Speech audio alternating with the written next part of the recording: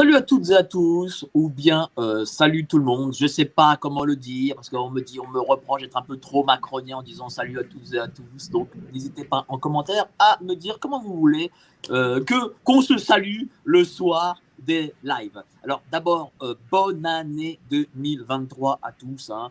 Je vous souhaite évidemment le meilleur, la santé, et espérons que l'année 2023 soit plus positive que l'année 2022. Ça m'étonnerait, mais bon, pourquoi pas, sait-on jamais. Ce soir, dans ce live, on est avec Antonio Impellizzari. Je prononce bien? Impellizzari. C'était presque ça, chef Mike. d'entreprise. Et nous allons parler de PGE. Qu'est-ce que c'est le PGE? Le prêt garanti par l'État que nombre d'entreprises ont utilisé pendant la crise sanitaire et qui est la future bombe à retardement, évidemment, dont les médias ne parlent pas, parce qu'évidemment, de quoi parlent-ils tous ces gens-là? Donc, bonsoir, cher Antonio. On va parler de Bonsoir, ces PGE, Mike. on va parler d'économie, on va parler de tissu économique français. Et ma première question, c'est comment ça va sur cette nouvelle année? Écoute, l'année commence positivement puisque je suis avec toi en studio. Donc, en fait, moi, j'ai débuté ma communication vis-à-vis du grand public, hein, particulièrement auprès des chefs d'entreprise qui se sont vus octroyer un PGE. Et écoute, le lancement de mon syndicat professionnel, le Alors CIER… d'abord, on va commencer par le début. Voilà. Toi, tu es chef d'entreprise, tu es dans quelle filière déjà? Voilà. Alors moi, explique-nous. Donc, pour me présenter, je suis chef d'entreprise depuis 14 ans dans le secteur de l'aide et l'accompagnement à domicile. Donc, on aide les gens à domicile, hein, que ce soit des gens fragilisés par l'âge, la maladie ou le handicap. Exemple, une personne âgée qui n'arrive plus à faire sa toilette toute seule, une personne âgée fatiguée par le poids des années qui veut qu'on l'emmène faire ses courses. Ça peut être aussi des gens comme toi et moi qui travaillent, qui n'ont pas le temps ou qui n'ont même pas envie de faire leur ménage, leur repassage. On fait de la garde d'enfants. On développe aussi une activité vraiment spécifique sur le secteur de Nancy, parce que je suis lorrain, qui est de la garde d'enfants en langue anglaise. Donc, c'est vraiment une entreprise multi-casquette dont le rôle est de faciliter la vie quotidienne des gens à domicile. Voilà. Avant de faire cette activité de chef d'entreprise, j'ai exercé des fonctions de direction en centre hospitalier et en EHPAD. Donc, j'ai 20 ans d'expérience dans le domaine de la santé, du médico-social. J'ai fait aussi d'autres choses. Hein. J'ai été cadre administratif et financier. Très bien. Donc tu es une sorte de…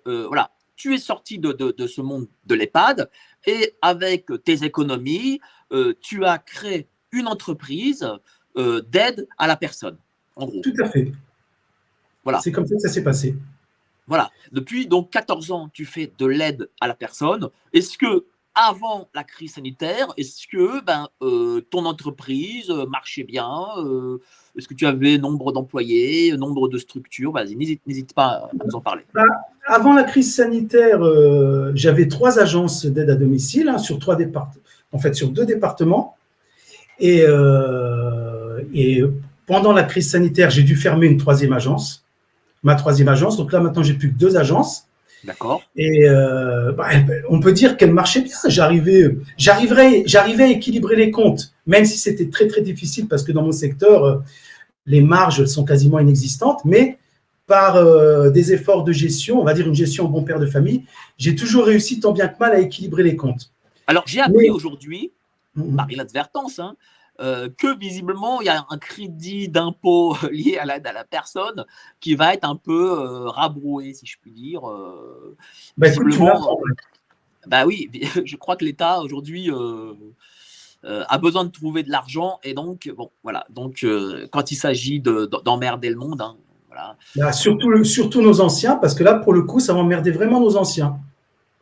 Oui, totalement. Mais je t'invite à vérifier. Alors, ma question aussi…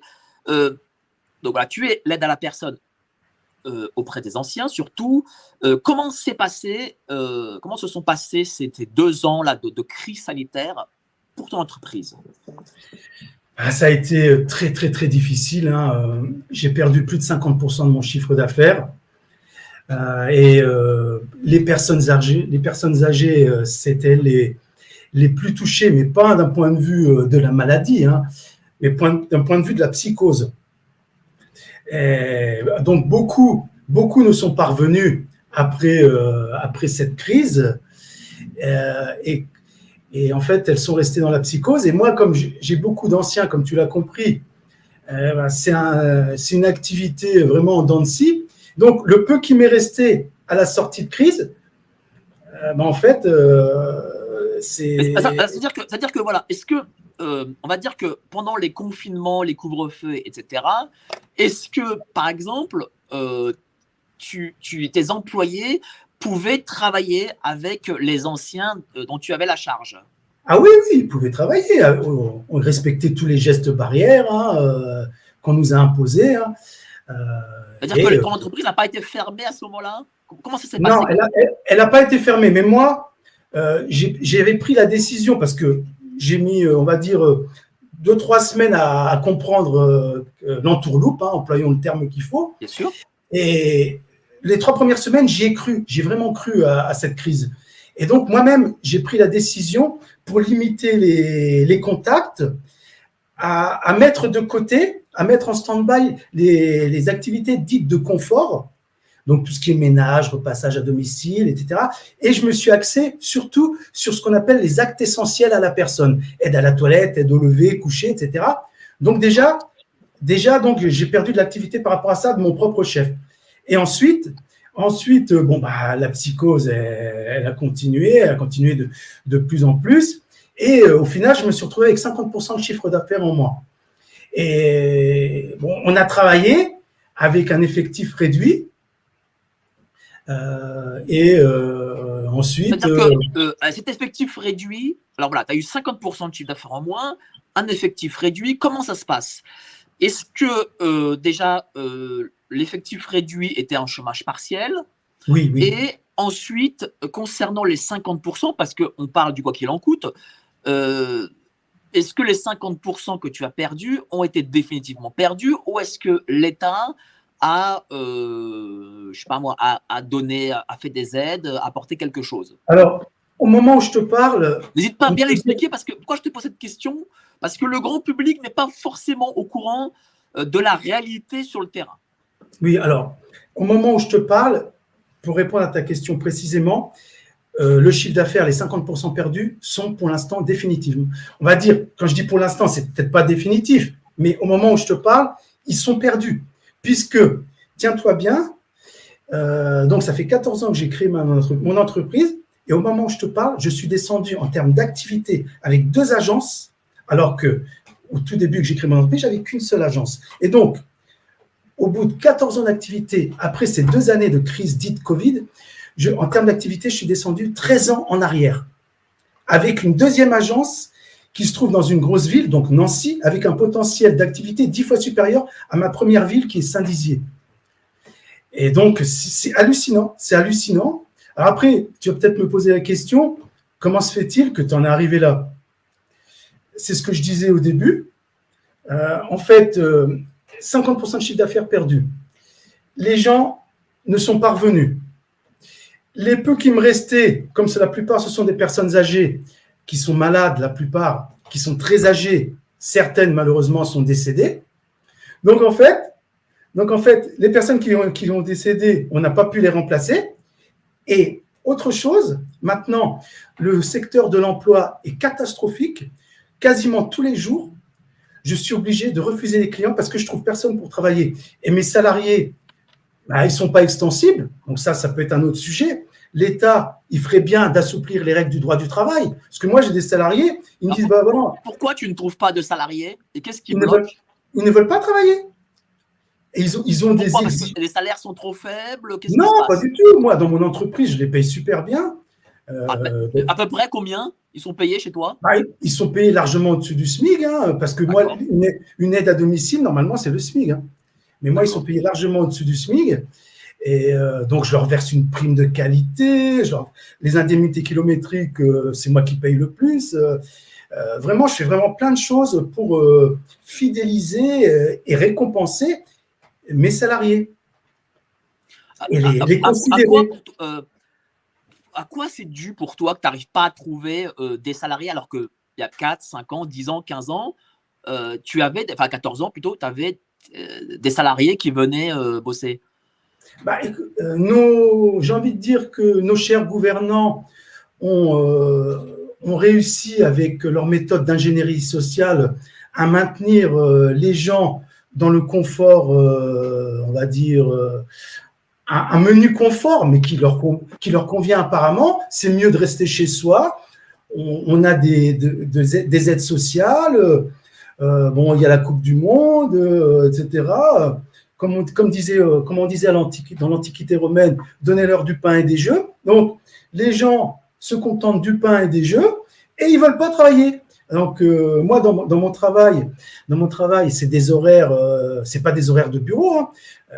Quand on fait même des gardes de nuit, on va faire la toilette, on va faire des aides au coucher. Donc, les aides à domicile, pour les quelques qui postulent, ah ben non, moi je veux quitter à 17h, hein, je veux pas travailler les week-ends, etc. Je veux une paye de cadre, alors que voilà, le salaire d'aide à domicile, bah c'est un salaire d'aide à domicile. Moi, je les paye bien, encore une fois, mais elles ont des exigences exorbitantes. Et donc, en fait, tout est inversé. Bientôt. Est-ce que pour toi, le fait que pendant presque 2 ans, on a payé les gens au chômage partiel, donc du coup, être chez soi, est-ce que ça a créé comment dire, ça a fait un avant et un après crise sanitaire? Ah oui, clairement, hein, il y a un avant et un après. Hein. Et il n'y a pas que dans mon secteur, hein, je pense à nos amis restaurateurs, c'est pareil, hein, ils ne trouvent personne pour travailler. Hein. D'accord. Alors, donc toi, tu as perdu 50% de ton chiffre d'affaires. En effet, l'État ne compense pas, contrairement à ce que dit l'État avec le quoi qu'il en coûte, il ne compense pas. Voilà, tu le confirmes, en tout cas au jour d'aujourd'hui. Est-ce que, j'imagine que tu dois travailler avec d'autres entreprises, enfin tu dois connaître d'autres entreprises, parce que tu lances un syndicat de TPE-PME. Est-ce que c'est pareil pour d'autres entreprises? Est-ce que ces entreprises vivent la même chose? De mon secteur? De tous les secteurs, compris des gens, des patrons que tu connais. Moi, dans les patrons que je connais surtout des patrons dans la restauration. Dans l'aide à domicile, c'est clair que c'est la même chose que moi.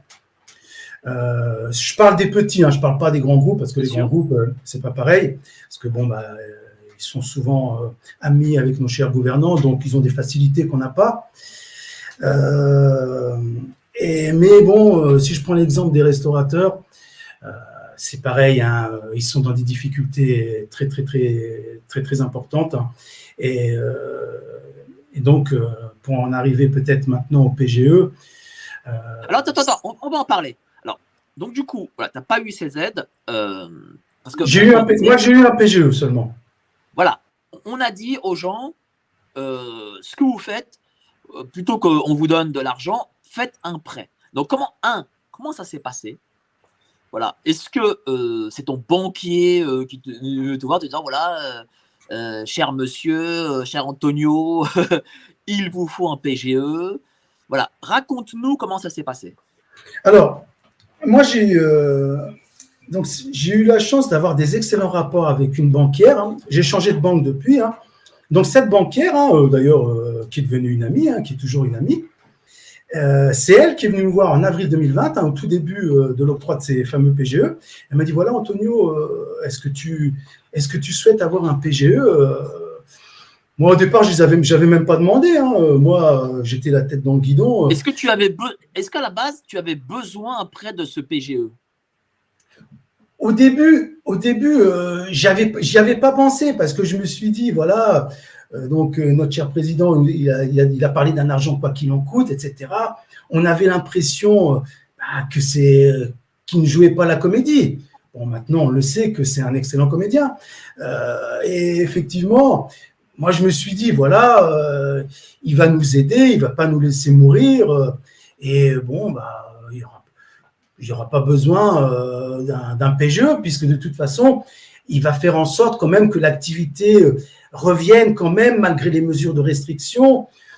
Bon, voilà, si tu veux, moi j'étais la tête dans le guidon et j'ai pas pensé à réclamer. D'ailleurs, c'est pas dans ma nature de réclamer une aide à l'État. C'est-à-dire que toi, tu pensais, lorsque M. Macron a fait son allocution télévisée, que l'État allait dire, bon, bah, tenez, monsieur, cher Antonio, pour le manque à gagner de votre entreprise, voici tant. C'est ça? Alors, moi, je me suis même dit autre chose.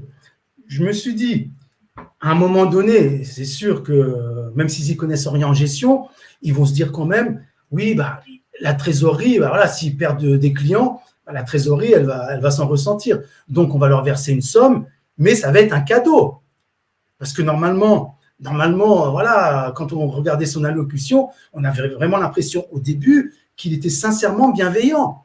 Et je me suis dit, bon voilà, ils vont nous l'offrir, compte tenu des circonstances exceptionnelles, de cette injustice aussi d'avoir été empêchés de travailler, ils allaient nous donner de la trésorerie pour nous permettre de continuer à payer nos charges fixes. Et ensuite, ben voilà, c'est logique, hein, argent quoi qu'il en coûte, on n'allait pas nous demander, pour moi ça me paraissait inconcevable qu'on nous demande de le rembourser. Mais j'avais ça quand même. Ça s'est pas passé comme ça. C'est-à-dire qu'en fait, toi, ce que tu pensais, qui était entre guillemets, je vais prendre la formule de Macron, une forme d'argent magique, en fin de compte, on t'a dit non, monsieur Antonio, c'est un prêt. Bah après, quand ma banquière, elle m'a contacté, elle m'a bien dit que c'était un prêt. C'est une banquière. Elle m'a dit c'est un prêt. Mais à l'époque, j'étais toujours quasiment persuadé que je ne devrais pas le rembourser.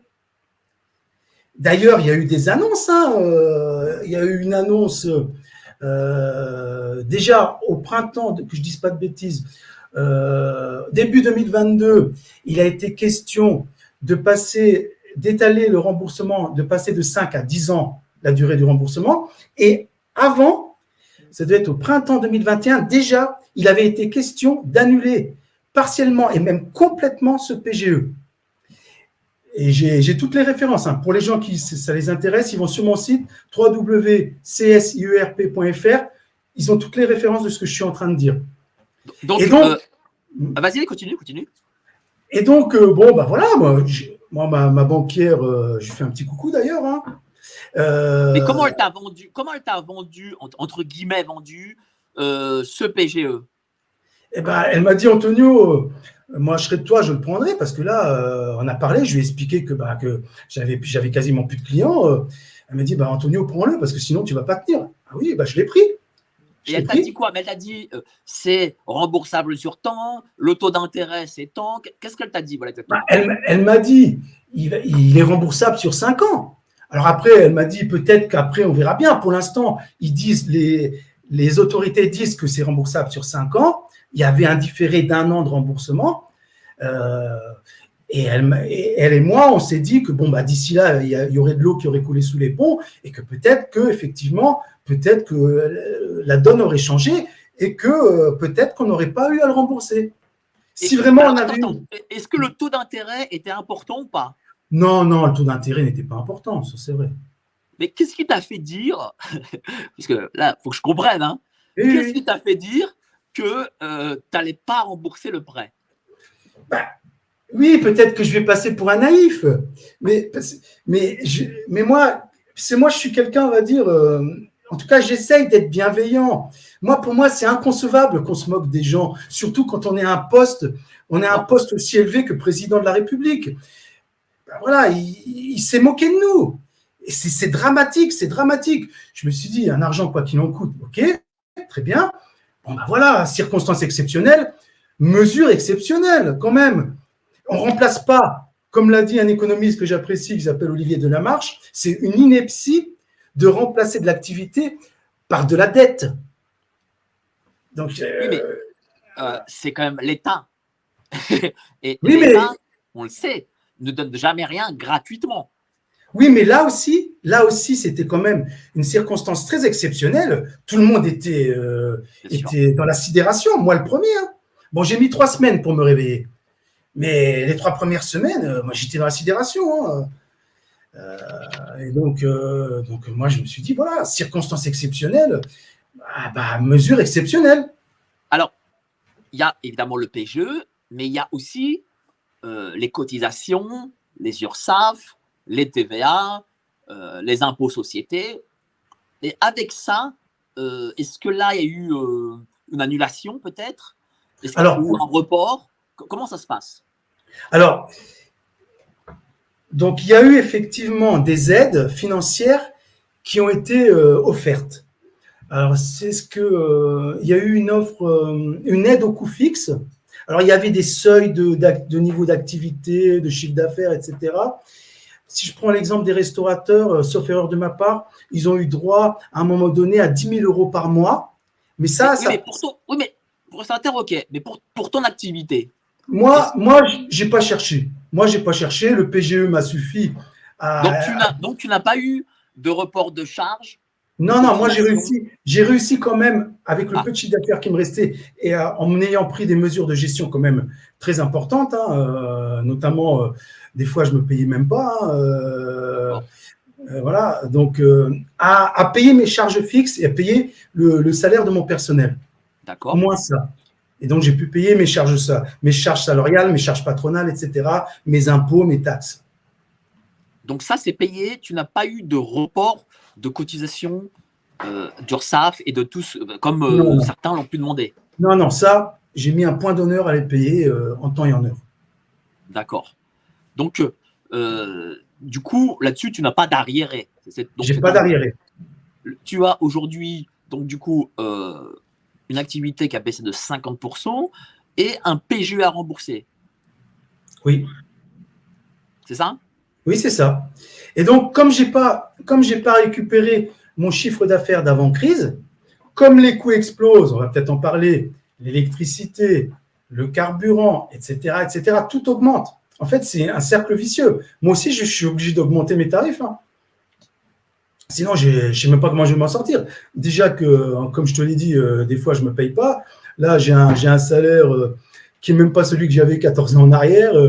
Donc, c'est la folie. C'est-à-dire quoi? Tu gagnes combien à peu près aujourd'hui? Tu peux le dire. Non, ça, je préfère pas le dire. Bon. Parce que bon, voilà, ça, je préfère je te remercie. Il y a des moments où tu ne te payes pas. Il y a des moments où je ne peux pas me payer, quoi. Voilà. Ouais. Mais je suis loin d'avoir un salaire de PDG, ça, je te le dis. D'accord. Ouais. Mais donc, aujourd'hui, le PGE représente combien de ton chiffre d'affaires?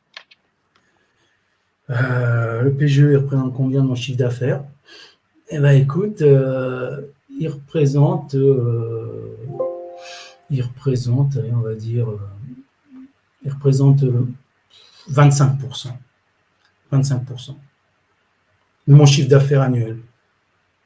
Donc, ça veut dire qu'il y a le PGE, il y a les cotisations, les charges et tout ça. Est-ce qu'aujourd'hui, ton entreprise fait des bénéfices? Non, mon entreprise ne fait pas de bénéfices. J'arrive à peine à équilibrer les comptes. Là, je ne sais même pas si je vais réussir à équilibrer les comptes pour l'exercice 2022. L'année dernière, tiens, ouais, j'ai fait un bénéfice, super, 713 €. Donc voilà.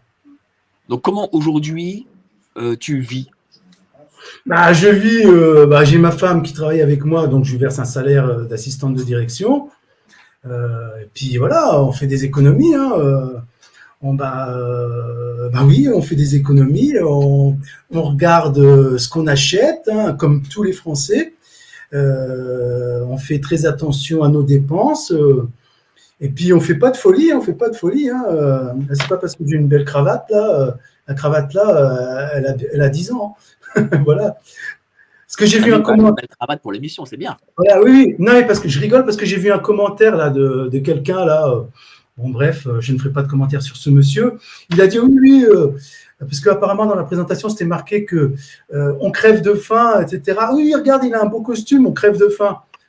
Oui, quelque part, quand je dis on crève de faim, ça ne veut pas dire que moi je crève de faim. Non, je crève pas de faim. Mais voilà, je vais pas dans les restaurants gastronomiques, mais on crève de faim dans le sens où on doit faire très très attention, alors qu'on ne devrait pas faire très très attention. Mais est-ce que après 14 ans d'entrepreneur, de vie entrepreneuriale et aussi de vie de cadre en EHPAD, tu as pu mettre de l'argent de côté? Alors, on a pu mettre un petit peu d'argent de côté. C'est aussi ça qui nous permet aussi de tenir quand je ne peux pas me payer. Et voilà. Mais c'est pas extensible, hein, c'est pas extensible. Hein. D'autant plus que, bah voilà, sur mes 2 grands-enfants, il y en a encore un. Il y en a une qui vient de terminer ses études à peine, et j'en ai un qui est en train de les terminer. Donc il y a beaucoup de dépenses. Hein. Ils sont en études supérieures. Hein. D'accord. Donc voilà, toi, concernant voilà, ce PGE, tu lances du coup un mouvement. Raconte-nous. Alors, moi je me suis dit une chose très simple. Je ne peux pas rester inerte. C'est pas dans ma nature. Est-ce que je dois attendre de remercier nos chers dirigeants de nous avoir empêchés de mourir immédiatement et de les remercier pour ça, alors que je sais pertinemment qu'ils ont prévu de nous faire mourir à petit feu? On va en parler. Pourquoi je me permets de dire une chose pareille? Eh bien, je me suis dit non. Quitte à mourir, autant mourir la tête haute. Je vais aller au front. Quand je dis je vais aller au front, c'est pas moi. C'est le syndicat que j'ai créé avec tous les valeureux chefs d'entreprise courageux et lucides qui auront décidé de me suivre et qui auront décidé de reprendre leur destinée en main de façon à tout simplement faire perdurer leur gagne-pain acquis avec depuis plusieurs années par la sueur de leur front avec leurs salariés. Et je me suis dit, bah voilà, on va créer un syndicat patronal novateur. Et si Dieu le veut, eh ben, ça va être un succès. Et on va dire fermement non à l'État, parce que de toute façon, on ne peut pas le rembourser, ce PGE. C'est impossible. C'est impossible. Donc, pourquoi c'est impossible de le rembourser? Bah parce que notre chiffre d'affaires, pour la plupart d'entre nous, la très grande majorité d'entre nous, n'est pas revenu. Dans mon exemple, moi j'ai perdu 50%, mais il y en a qui ont perdu plus. Donc, on a quasiment personne n'a retrouvé son chiffre d'affaires d'avant-crise. Donc, du coup, tu prends ça. Personne, tout secteur? Alors là, je veux pas dire tout secteur. Là, j'ai pas les chiffres de tous les secteurs. Donc, je vais pas avancer quelque chose dont je suis pas sûr. Mais en tout cas, c'est une chose dont je suis certain, c'est que quasiment tous les secteurs, quasiment personne n'a retrouvé son chiffre d'affaires d'avant-crise. C'est strictement impossible. C'est strictement impossible. Compte tenu en plus de l'atonie du marché de l'emploi où les gens, comme on l'a dit tout à l'heure, ne veulent plus travailler. Et donc, du coup, tous les entrepreneurs sont obligés de refuser des clients. Donc, ils n'ont pas retrouvé leur chiffre d'affaires d'avant-crise. Ils ne peuvent pas le développer parce qu'ils ne trouvent plus personne pour pouvoir le développer. Et si tu comptes maintenant les coûts qui explosent, l'électricité, le carburant, etc., et tutti quanti, en fait, eh ben, on est dans une situation catastrophique. Parce que, tiens, en parlant de coût de l'énergie, du carburant, parce que là, tu rembourses le carburant, bon, l'énergie, bon, même si c'est de l'aide à la personne, donc t'en consommes, j'imagine, un peu moins, tu consommes moins d'électricité qu'un boulanger, par exemple, mais malgré tout, est-ce que ça représente combien de dépenses en plus par rapport aux années précédentes? Alors moi, comme j'ai fait le calcul, bah ça y est, là, donc à partir du 1er janvier 2023, ma facture, hein, il va y avoir une augmentation de 300%, c'est-à-dire multiplié par 3. 300%. 300%. Voilà. Donc, PGE, chiffre d'affaires en moins, 300% de dépenses en plus.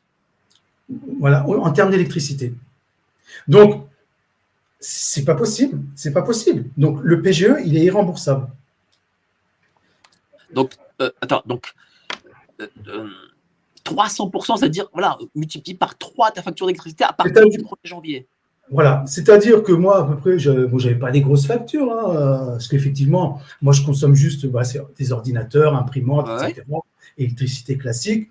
Voilà, allez, je m'en sors 300 € par mois, on va dire. Donc là, je vais passer à 1000 €. Bah, quand même, 700 € de plus par mois, ça fait quand même, ça fait 8000 et quelques par an. Voilà. Plus on parlait des carburants. j'ai augmenté, parce que c'est important, parce que mes salariés, le peu de salariés qui me restent, je veux les motiver. Je veux les motiver. Donc là, tiens, au moment où je te parle, là, aujourd'hui, j'ai pris la décision d'augmenter leur indemnité kilométrique de plus 25%. Voilà. S'il y en a qui me regardent, ils viennent de l'apprendre là. Ils ne le savaient pas encore. Voilà, cadeau du patron, plus 25% voilà. d'activité kilométrique. Pas rien. Voilà. Oui, parce que voilà, quand ils font des prestations d'aide à domicile, par exemple, de 9h à 10h, ils sont chez Madame X, de 10h30 à 11h, ils vont être chez Monsieur Y. Donc, je suis obligé de leur payer, ça s'appelle des intervacations, des kilomètres, des indemnités kilométriques pour le nombre de kilomètres entre chaque client. Donc, j'ai décidé de les augmenter de plus 25%. Parce que c'est important. Parce que ça aussi, il faut que les gens comprennent ça. Parce qu'ils vont dire, oui, les patrons ci, les patrons ça. Mais un bon patron, ça fait un bon salarié. Et un bon salarié, ça fait un bon patron. Donc, moi, je ne dis pas que je suis le meilleur des patrons, mais en tout cas, j'estime que je me dois de considérer mes salariés pour maintenir mon activité, mon entreprise et leurs emplois.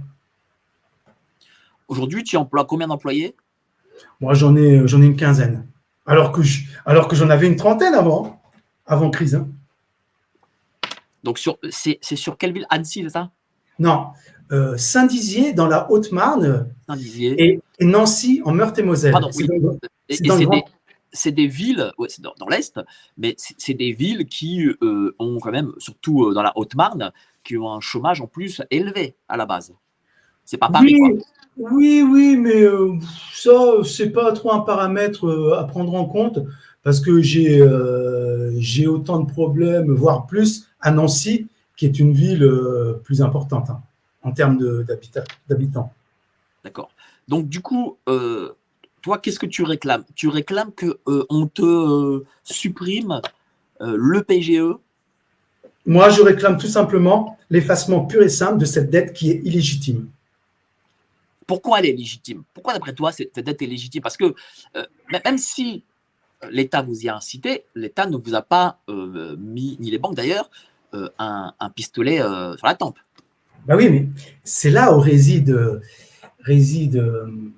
j'ai envie d'employer ce terme, mais je vais l'employer quand même, hein, tu vas comprendre pourquoi.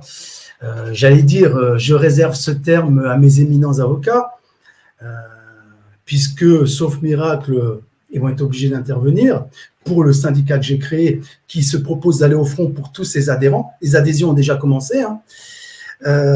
Donc, moi, j'ai envie d'employer ce terme d'escroquerie.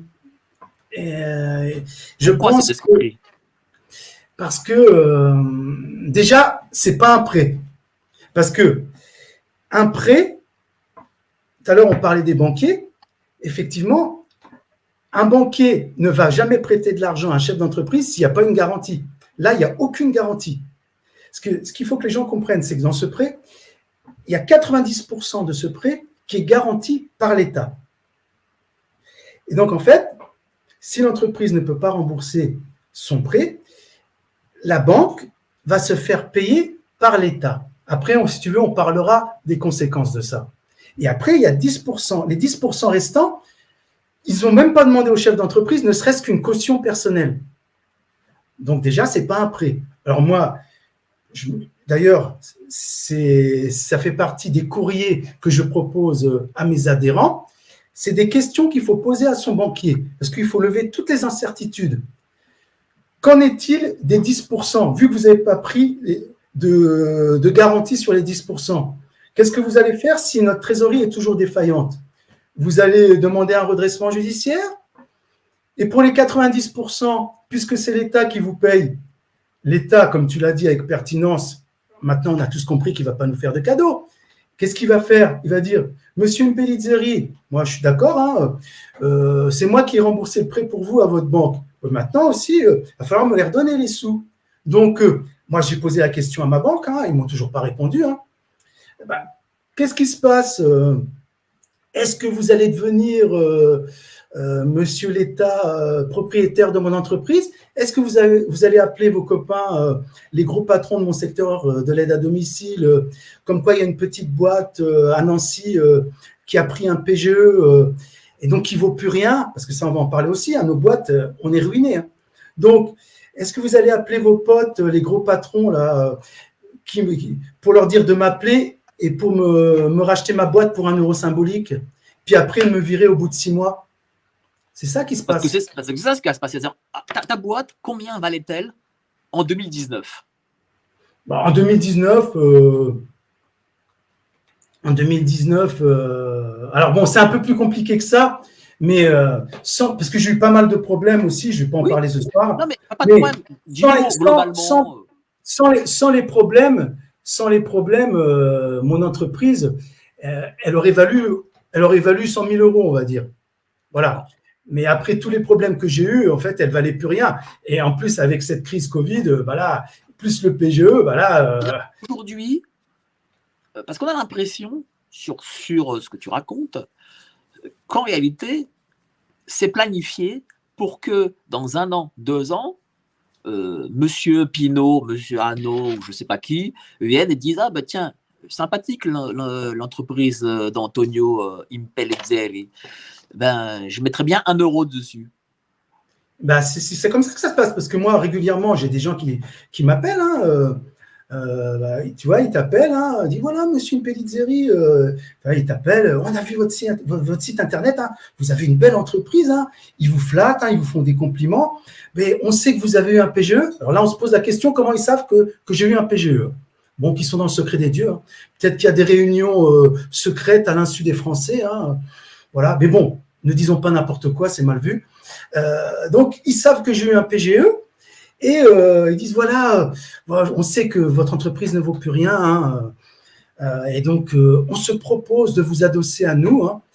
Mais vous restez le patron. Mais bon, mais vous faites partie de notre entreprise, donc vous êtes le patron de vos agences, mais les patrons de l'entreprise, c'est plus vous, mais c'est normal, au lieu que vous puissiez, au lieu de mourir, on se propose de vous adosser à nous, et donc on va vous racheter votre boîte pour 1 euro symbolique. Donc, moi, ce que je dis, le pauvre patron naïf, il va dire oui, qu'est-ce qui va lui arriver au bout de 3 mois, allez, on va dire 6 mois, il va travailler pendant 6 mois, et au bout de 6 mois, qu'est-ce qui va lui arriver? On va le jeter à la poubelle. C'est comme ça que ça se passe. Et donc ça, tu le sens venir vite, j'imagine. Bien sûr, puisque ça, je te dis, ça m'arrive assez régulièrement, par courrier, par téléphone. Et en fait, moi, je n'invente pas ce que je vais te dire. Il suffit juste de se procurer le bouquin de M. Klaus Schwab, donc ce qui est le patron, pour ceux qui ne le savent pas encore, le patron du Forum économique mondial. Alors, pour ceux qui se procurent le bouquin, ils se procurent aussi une bassine en cas de nausée. Mais en tout cas, page 384 de ce bouquin, donc Covid-19, la grande réinitialisation, sorti en juillet 2020, il est marqué, page 384, que 75% des restaurateurs doivent et vont fermer. Donc, ce monsieur lit dans une boule de cristal. Donc, dès juillet 2020, son livre est paru, donc il le savait bien avant. Il savait que 75% des restaurants allaient fermer. Et à qui profite le crime? C'est simple, il profite aux grandes chaînes de restaurants. Et c'est pareil dans tous les secteurs. Donc en fait, ça, ils ne s'en cachent pas, je n'invente rien. Ça fait partie du plan stratégique de transfert des richesses des classes moyennes vers les plus riches. Et comme l'a dit, alors j'avais noté, donc Catherine Austin Fitts, qui est ancienne secrétaire adjointe au logement, au développement des États-Unis, elle a dit, quand on lui posait la question, mais là, tous les pays sont dans une récession terrible. Alors je la cite, elle a dit: ce n'est pas une récession, c'est une guerre pour détruire les classes moyennes. Je n'invente rien.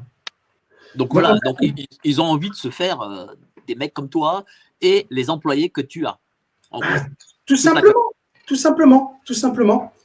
Ils sont jamais rassasiés, ces gens-là, jamais. Ils en veulent toujours plus. En fait, ils veulent nous mettre en esclavage. C'est ça le truc. Et c'est pour ça que moi, j'en appelle solennellement tous mes collègues entrepreneurs qui ont du courage de ne pas baisser les bras et de nous rejoindre. www.csiurp.fr. Alors, Et également, Mike, si tu permets, Vas-y. j'en profite également pour l'appel solennel. Donc, il faut que les gens qui nous écoutent sachent qu'on ira jusqu'au bout. Et que là, il faut vraiment qu'on dise non fermement à ce remboursement de PGE. Et comment on va y arriver? Parce qu'on va y arriver, il faut vraiment que le grand patronat s'allie avec le petit patronat. Et donc, en fait, il faut que les gens sachent que le CIERP, par mon intermédiaire et par l'intermédiaire d'une autre personne, qui est un de mes conseils, les contacts ont été pris avec le grand patronat et particulièrement avec une personne médiatique, un très grand patron français, connu des Français. Je vais citer son nom. Vas-y. Je vais lui lancer un appel ce soir solennellement. Donc, monsieur Loïc Le Floch-Prigent. Que l'on salue. Qu'on l'on salue, oui. Je lui demande solennellement de me contacter. Il a toutes mes coordonnées pour qu'on organise une réunion de façon… c'est un appel de salut public que je lance. Il faut qu'on sauve toutes les entreprises. Et il faut que, historiquement, que pour une fois, que le grand patronat s'allie avec le petit patronat. Et justement, aujourd'hui, combien de temps vous allez durer s'il n'y a pas d'alliance et si le PGE perdure? Et est-ce que l'ensemble du tissu économique français est touché par ça? En termes de chiffres, vu que tu parles de chiffres, soyons précis par rapport au PGE. Moi, je m'occupe de ça. Donc, en termes de potentialité de faillite, c'est au bas mot 600 000 TPE, PME françaises, soit 20% des entreprises françaises, 10% de l'emploi, c'est-à-dire 3 millions d'actifs, et 9% en termes de PIB, produit intérieur brut, c'est-à-dire 225 milliards d'euros.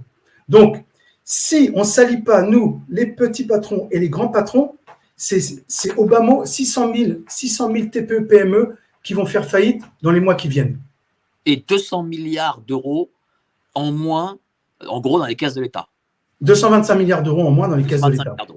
Voilà. En un an, en juste un an. Là, dans l'année 2023, là. D'ailleurs, ça a commencé. Là, on voit ça sur les réseaux. Il y a un restaurant là, justement, qui ne pouvait pas rembourser le PGE. Et il est rentré en redressement judiciaire. Et en fait, suite au redressement judiciaire, c'est la liquidation judiciaire, il n'existe plus. Et justement, moi, ce que je voulais dire à nos amis les boulangers, au lieu de baisser les bras, s'il vous plaît, ne baissez pas les bras. Battez-vous. Plutôt que de dire non, je ferme parce que ma facture d'électricité a augmenté, a été multipliée par 10. Non, ne fermez pas.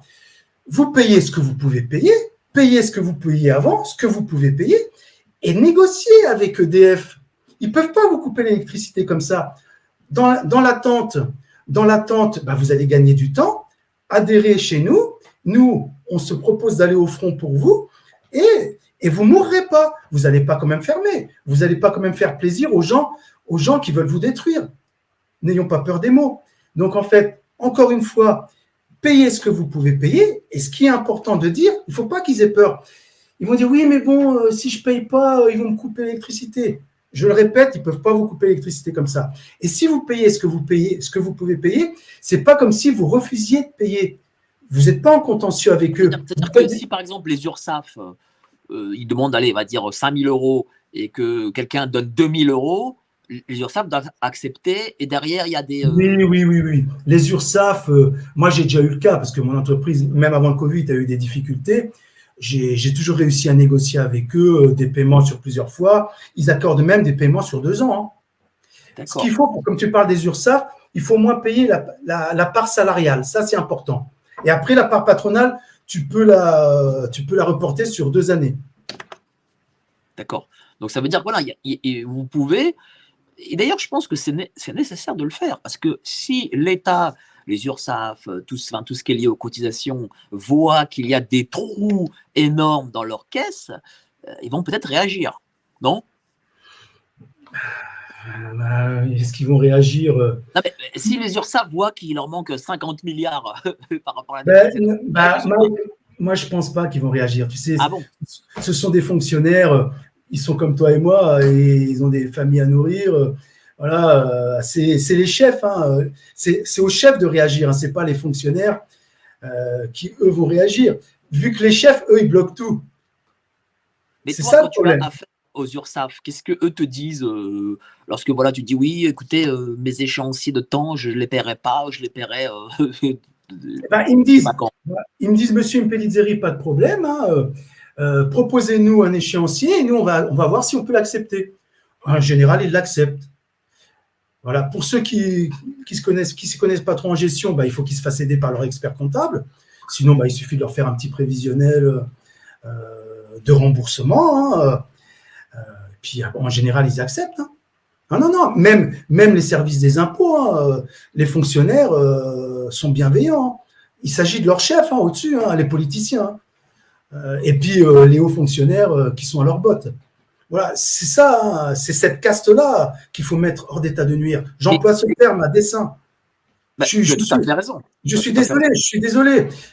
Prouvez-nous, messieurs et mesdames les politiciens, les hauts fonctionnaires, que vous êtes vraiment bienveillants et on n'aura pas ce genre de discours vis-à-vis de vous. Et est-ce que les banquiers, concernant ton TPGE, sont aussi bienveillants? Ah, j'ai bien peur que non. J'ai bien peur que non. Justement, parce que ton ami, qui n'est plus ton conseiller financier, enfin ton banquier en tout cas, a été remplacé. Comment se passe avec le remplaçant de la personne qui t'a fait avoir le PGE? Oh bah, le remplaçant, bah, lui, c'est un employé lambda. Lui, qu'est-ce qu'il te dit lorsque tu dis, voilà, le PGE, ça représente 25% de mon chiffre d'affaires, je ne sais pas si je pourrais payer. Voilà. Qu'est-ce qu'il te répond? Bah, il me dit, d'ailleurs, il me dit rien parce qu'il a peur de me dire les choses. Alors, mais bon, lui, il a reçu des consignes. Hein, voilà, quoi que vous dise les chefs d'entreprise, bah, on s'en fiche. Hein. D'ailleurs, ça fait partie parce que faut savoir qu'ils m'ont mis en demeure. Hein, parce que moi, je leur ai posé des questions. Raconte-nous ça. Alors justement, donc, ce que je disais, c'est que il faut absolument lever toutes les incertitudes auprès de son banquier avant de débuter le remboursement de son PGE ou de continuer à rembourser, parce qu'il y a déjà des gens qui ont commencé à rembourser. Parce qu'il y a beaucoup, beaucoup trop d'incertitudes. Une des incertitudes, ça va être que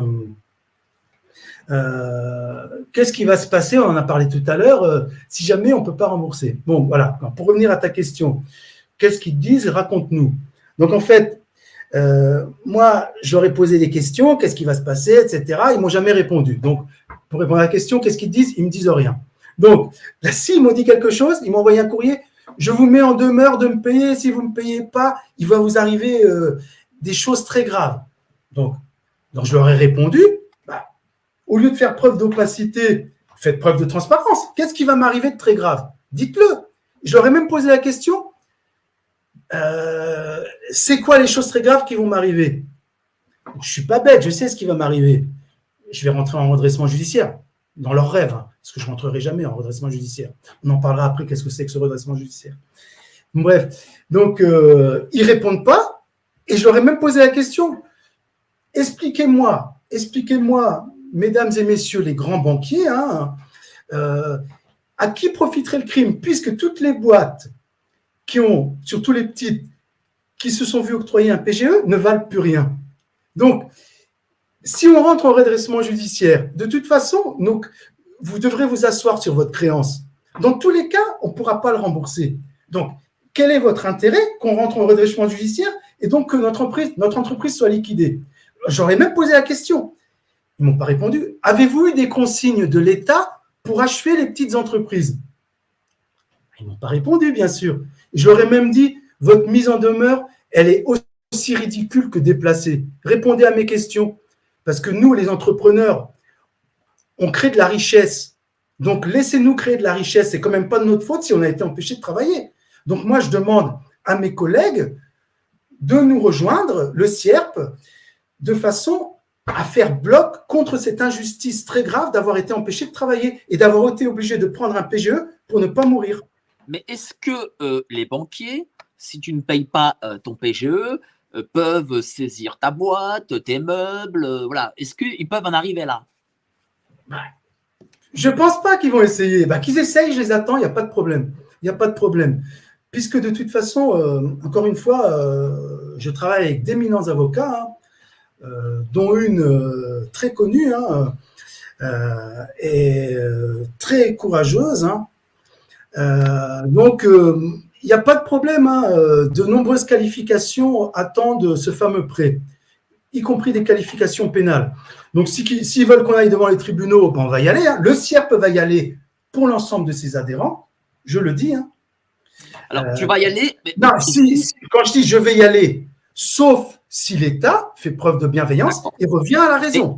Si l'État, oui, mais si l'État ne fait pas preuve de bienveillance, ou fait preuve de bienveillance, pardon, c'est quand même, je crois, 100 et quelques milliards que l'État. 140 milliards. Voilà, 140 milliards sur lesquels l'État va devoir s'asseoir dessus. Bah oui, mais bon. Oui, mais Mike, voilà, là-dessus, moi, je veux bien qu'on en parle. Hein. Alors, qu'est-ce que j'ai relevé? Tiens, par exemple, là, mes sources, c'est la presse étrangère. Hein. Donc, rien qu'à des consultants privés, notre cher président, il a déjà versé 2,4 milliards d'euros. Et sur 3 ans, alors ça, c'est quand même un média mainstream, hein, nouvelops.com, en 3 ans, il a versé rien que, on va dire, argent magique à ses amis consultants privés, 43 milliards d'euros.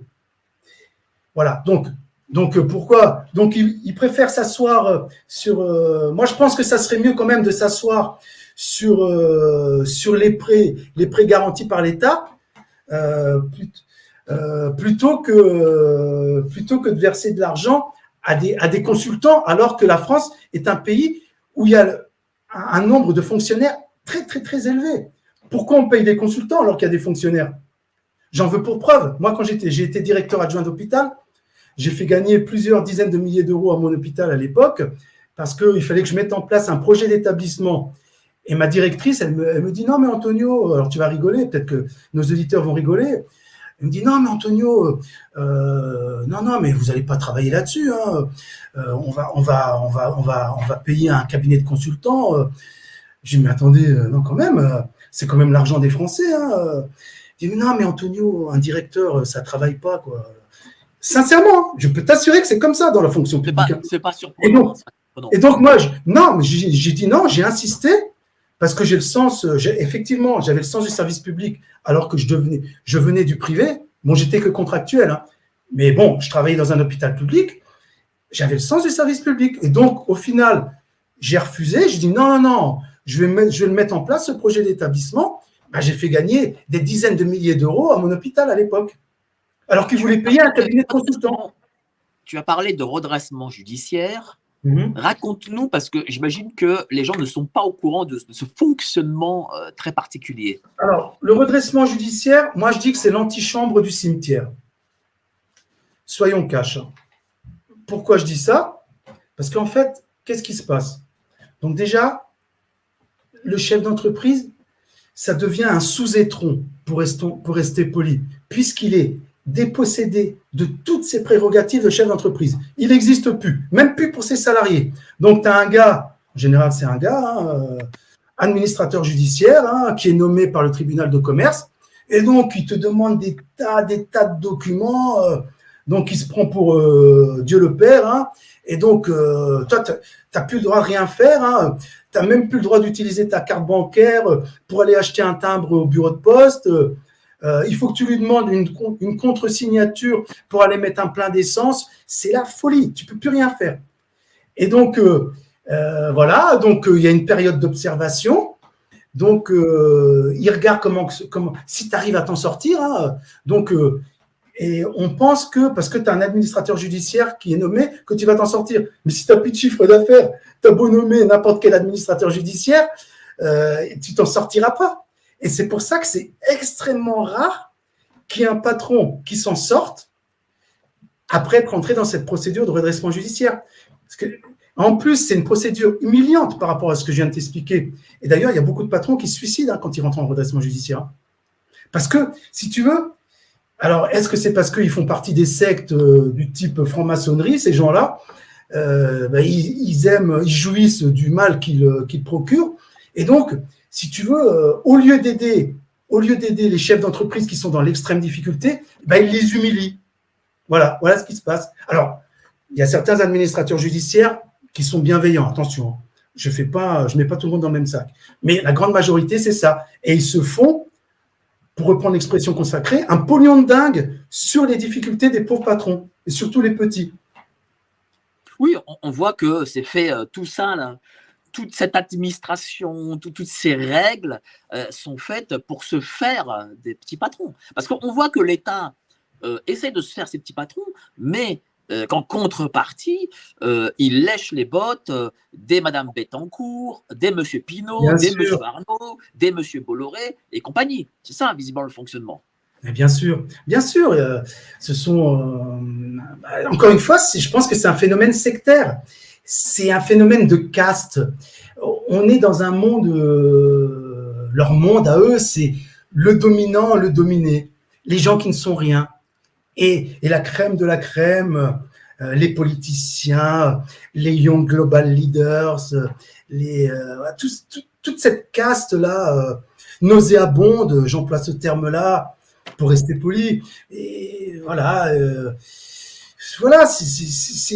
Alors, pour eux, on doit être leurs esclaves. Est-ce que dans d'autres pays européens, il y a eu des formes de PGE aussi, ou si tu le sais? Non, à ma connaissance, je ne crois pas, mais je ne crois pas qu'il y ait eu d'autres PGE dans d'autres pays. C'est-à-dire qu'en fait, le PGE, c'est quelque chose de vraiment franco-français, quoi. Oui, c'est franco-français. Mais bon, c'est quand même assez machiavélique, hein, pour ne pas dire démoniaque. Hein. Dis-moi pourquoi. Parce que je vais faire une analogie. Je pense que toi, tu dois le savoir, les gens peut-être moins, pas tous en tout cas. Tout le monde sait ce que c'est, du moins pas tout le monde, la crise des subprimes de 2008. Ouais. Qu'est-ce qui s'est passé? Donc en fait, ça s'est passé aux États-Unis. Hein. Donc, des gens déshérités se sont vus octroyer des prêts, alors même que les banques savaient très bien qu'ils ne pourraient jamais les rembourser. Et donc, en fait, qu'est-ce qui s'est passé? Leurs créances, parce que ça, il faut le savoir aussi, ça, c'est tout un système financier machiavélique, ces créances-là ont été titrisées, c'est ce qu'on appelle la titrisation. En fait, pour faire simple, c'est quand une banque, elle a une créance, les prêts, par exemple, elle va les vendre à des sociétés financières qui, elles-mêmes, vont transformer ces créances-là sur les marchés. Et donc, ils vont découper ça, etc., avec des produits financiers compliqués qu'on appelle des produits dérivés. Et donc, en fait, il y a une bulle financière qui se crée. C'est ce qui s'est passé avec la crise des subprimes. Et en fin de compte, bien évidemment,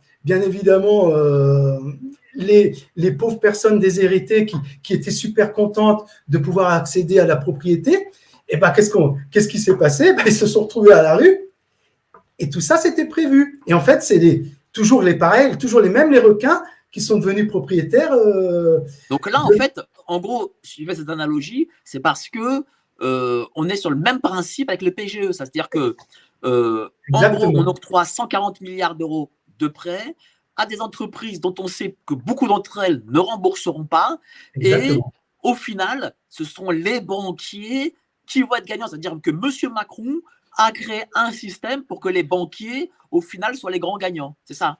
Bah, lui, peut-être pas, parce que lui c'est qu'une marionnette. Hein. Ses donneurs d'ordre. Ses donneurs d'ordre lui ont dit, Monsieur Macron, hein, notre guide, hein, vous allez faire ça. Bah, lui, il s'est exécuté. Voilà ce qu'il a fait. Alors justement, oui, parce que c'est important que les gens le sachent. C'est une opération très juteuse pour les banques, hein, parce que ce qu'il faut savoir, c'est que les banques, du coup, si les gens ont bien compris, ils se séparent de leurs créances douteuses. Ils les revendent, hein, sur les marchés. Donc, en fait, ils viennent renforcer leur capacité financière et donc, ils peuvent de nouveau obtenir toujours ce qu'on appelle un refinancement auprès de la Banque centrale européenne. Et justement, alors, j'ai le chiffre là, ce qui s'est passé en 2020, hein, alors que je retrouve ça. Alors, attends. Oui. Ça a été la plus grosse opération de refinancement auprès de la Banque centrale européenne depuis 2012. En fait, qu'est-ce qui se passe? Les banques, quand elles ont besoin d'argent, quand elles ont cédé leurs créances, du coup, elles ont assaini leur situation financière puisqu'elles n'ont plus leurs créances douteuses. Donc, elles peuvent, on appelle ça le refinancement, récupérer de l'argent à bon marché auprès de la Banque centrale européenne.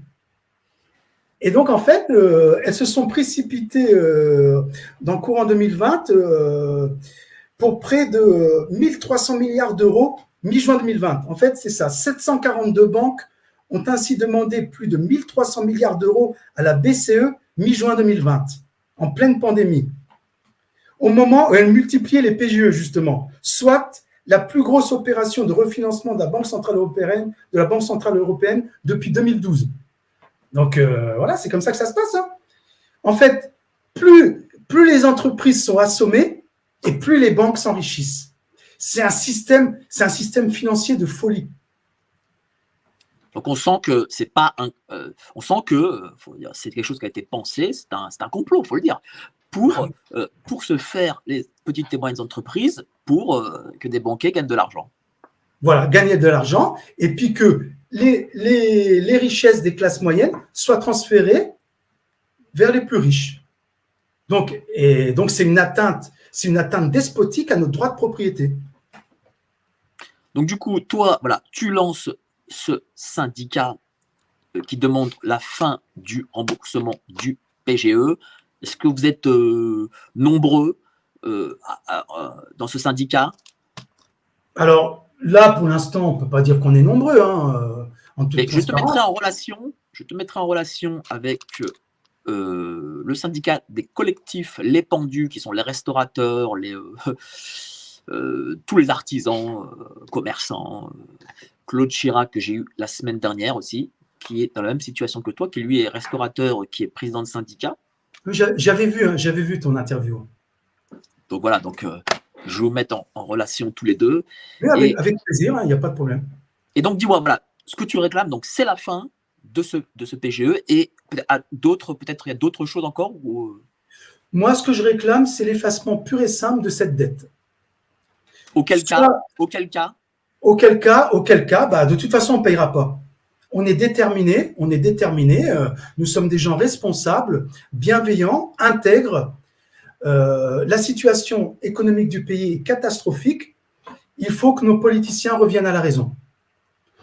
On ne peut pas malheureusement compter sur l'Assemblée nationale alors qu'ils ont tous les outils que la Constitution leur donne.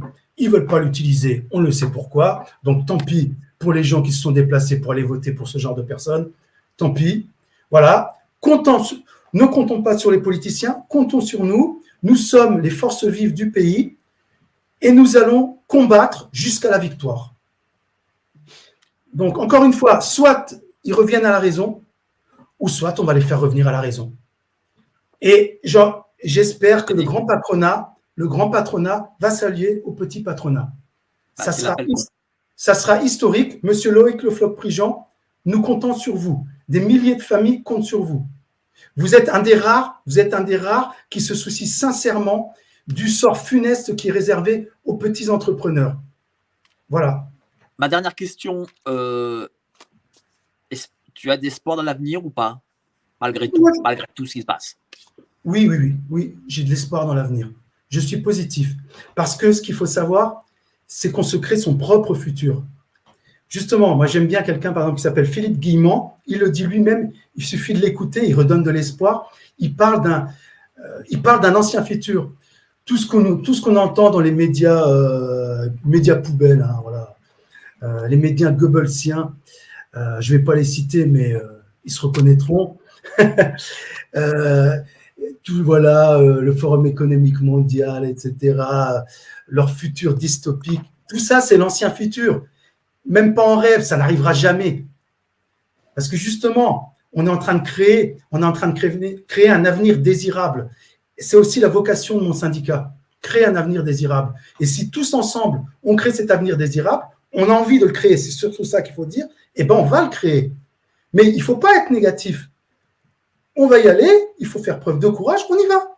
Quoi qu'il en coûte. Quoi qu'il en coûte. Même s'ils nous disent oui, oui, mais on va vous fermer votre boîte, bah, venez me la fermer, je vous attends. Oui, on va vous couper l'électricité. Tiens, qu'est-ce que tu ferais s'ils venaient te fermer ta boîte, tiens? Déjà, qu'est-ce qu'ils vont venir? Les flics, ils vont venir? Bah oui, mais avant de me fermer la boîte, il faut un jugement.